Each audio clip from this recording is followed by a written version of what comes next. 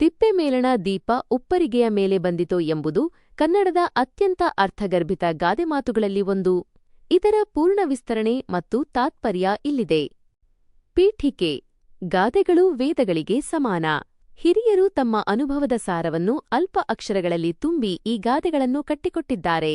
ಈ ಗಾದೆಯು ಮನುಷ್ಯನ ಜೀವನದ ಬದಲಾವಣೆ ಮತ್ತು ಭಾಗ್ಯೋದಯದ ಕುರಿತು ತಿಳಿಸುತ್ತದೆ.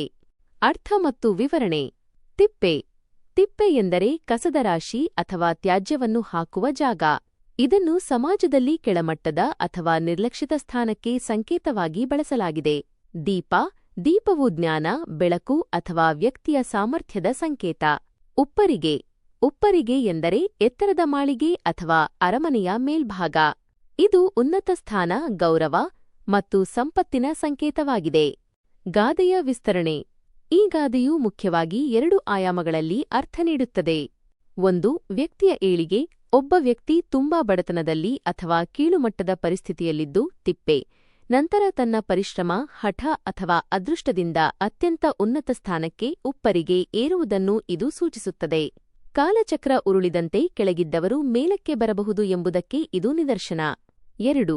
ಗುಣಕ್ಕೆ ಮನ್ನಣೆ: ತಿಪ್ಪೆಯ ಮೇಲೆ ದೀಪವಿದ್ದರೂ ಅದರ ಪ್ರಕಾಶ ಕಡಿಮೆಯಾಗುವುದಿಲ್ಲ. ಆದರೆ ಆ ದೀಪವನ್ನು ಯಾರಾದರೂ ಗುರುತಿಸಿ ಉಪ್ಪರಿಗೆಯ ಮೇಲೆ ತಂದಿಟ್ಟಾಗ ಅದಕ್ಕೆ ಸಿಗಬೇಕಾದ ಗೌರವ ಮತ್ತು ಸ್ಥಾನಮಾನ ಸಿಗುತ್ತದೆ. ಅಂದರೆ ಪ್ರತಿಭೆ ಎಲ್ಲಿದ್ದರೂ ಒಂದಲ್ಲ ಒಂದು ದಿನ ಅದು ಜಗತ್ತಿಗೆ ಪರಿಚಯವಾಗಿ ಉನ್ನತ ಸ್ಥಾನಕ್ಕೇರುತ್ತದೆ. ಜೀವನದ ಪಾಠ: ಸಮಯ ಯಾರಿಗೂ ಕಾಯುವುದಿಲ್ಲ. ಇಂದು ಕಷ್ಟದಲ್ಲಿರುವವರು ನಾಳೆ ಸುಖ ಕಾಣಬಹುದು.